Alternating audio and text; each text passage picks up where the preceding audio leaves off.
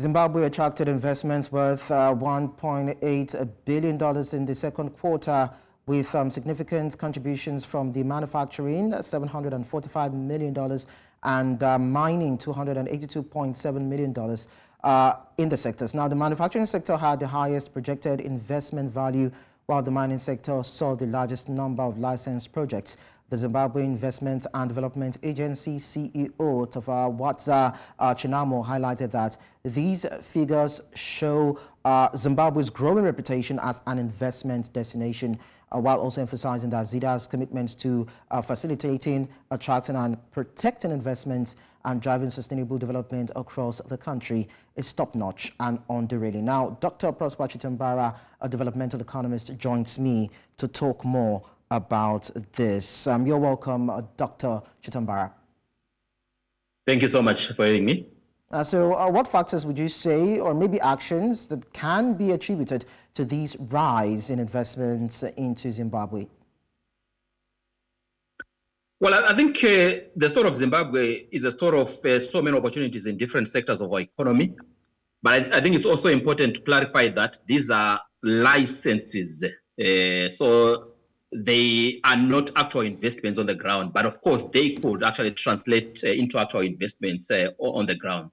So I think what it basically shows or tells us is that Zimbabwe, in spite of the challenges that we have faced, still remains quite an attractive destination for investments. But of course, there are a lot of things that we must address around the ease of doing business to actualize these licenses into actual investments on the ground.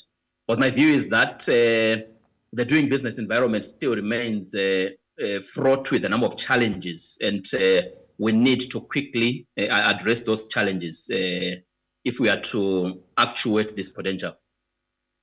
Before we even talk about the challenges, I'd like us to actually identify some of the government policies that are said to be working and attracting these investments. Well, I think in terms of the policies, I think that's the area where there are still a lot of challenges, whether it's in terms of the tax policy, whether it's in terms of the macroeconomic policy. Of course, there has been some improvements in terms of stability following the introduction of the new currency, the Zimbabwe gold. But what we need to do now is to sustain that stability over time, because that will be critical in terms of actually helping to make sure that these licenses get translated into investments.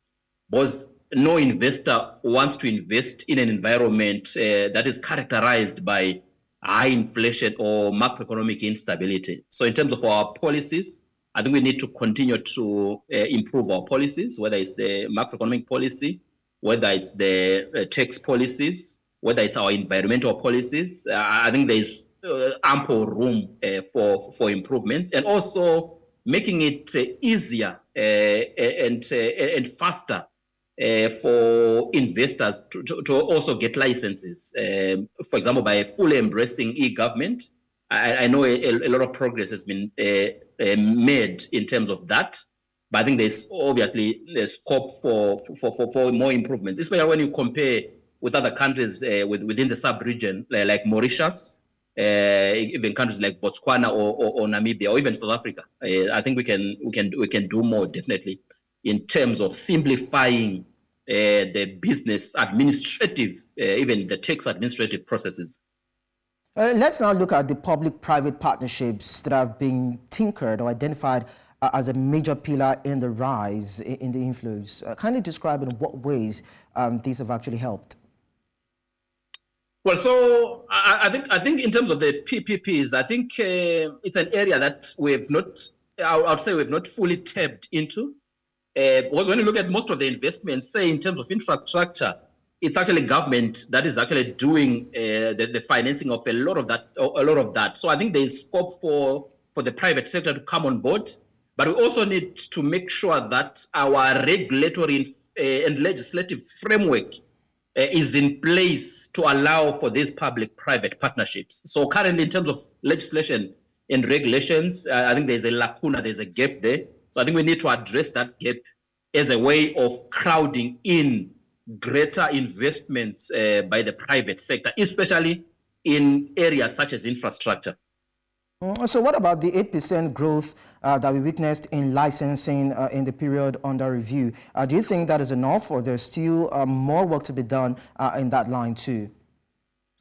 Well, I believe there is more work to be done. If we are able to sustainably address some of the challenges around instability, around the onerous business regulations or even tax regulations, I think we could actually be doing more if we are able to address some of the structural bottlenecks within the doing business environment. And we also understand that the mining sector is also one cash cow for the country in terms of investment. Are there other areas you would like us to touch on, looking at that sector to open up the corridors more and make it more viable for the country? Yeah, definitely. Especially around ensuring that there is enough energy, enough electricity to power the sector. Of course, not just the mining sector, but the rest of the economy. Currently, we are facing power outages as a result of the drought. Our hydroelectric generation capacity has actually gone down quite significantly. So the issue of energy is affecting every sector of the economy, of course, including the households. So if we're able to enhance our energy generation capacity, I think that would do a lot in terms of incentivizing more investments into mining, more investments even into agriculture and every other sector of the economy, so to speak. It seems to be looking good for Zimbabwe from this point. We hope that it can only get better. Dr. Prosper Chitambara, developmental economist, thank you so much for talking to us. Thanks for having me.